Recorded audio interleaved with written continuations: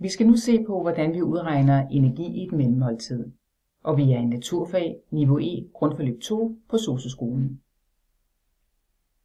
Det eksempel, som vi skal se på, er et mellemmåltid, som består af 3 digestive kiks. Når vi spiser noget mad, får vi energi fra nogle næringsstoffer, og de 3 næringsstoffer er fedt, protein og kulhydrater. Vi har mulighed for at finde ud af energiindholdet i 100 gram af det, vi spiser, og det fortæller noget om, hvor meget energi der samlet er fra fedt, protein og kulhydrater. Og enten så kan vi finde energiindholdet i 100 gram ved at læse på varedeklarationen på emballagen, eller vi kan søge i en levnedsmiddeltabel, f.eks. på nettet. For at finde ud af, hvor meget energi der er i vores mellemmåltid, så er vi nødt til først at veje kiksene. Og 3 digestive kiks vejer 45 gram. Nu skal vi så finde ud af energiindholdet i de 3 kiks. Ved at læse på varedeklarationen har vi fundet ud af, at energiindholdet i 100 gram digestive kiks er 2062 kJ. Vi har vejet de 3 kiks og fundet ud af, at de vejer 45 gram.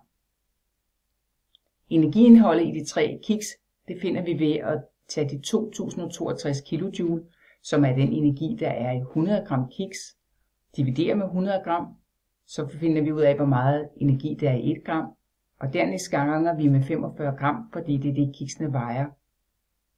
Så kommer vi frem til, at energiindholdet i 3 digestive kiks er 928 kJ. Ser vi på Lise og hendes energibehov, så er Lise en social- og sundhedshjælper, der vejer 65 kg, og Lise har et aktivitetsniveau, som giver et øget energibehov på 1,8. Vi har tidligere set nærmere på, hvordan man udregner energibehovet, og Lises daglige energibehov er 11.700 kJ. Lises ene mellemmåltid skal være på ca. 1170 kJ, det vil sige 10% af det daglige energibehov. Lad os se på, hvordan de 3 kiks svarer til Lises energibehov. Energiindholdet i de 3 kiks er 928 kJ. Lises energibehov i et mellemmåltid er 1170 kJ. Og det vil sige, nu skal vi regne ud, hvordan de 3 kiks svarer til Lises energibehov i et mellemmåltid. Det gør vi ved at tage de 928 kJ, som er energiindholdet i de 3 kiks, dividere det med de 1170 kJ, som er Lises energibehov for et mellemmåltid, og ganger med 100 for at få det i procent. Så finder vi ud af, at 3 digestive kiks svarer til 79% af Lises energibehov på et mellemmåltid.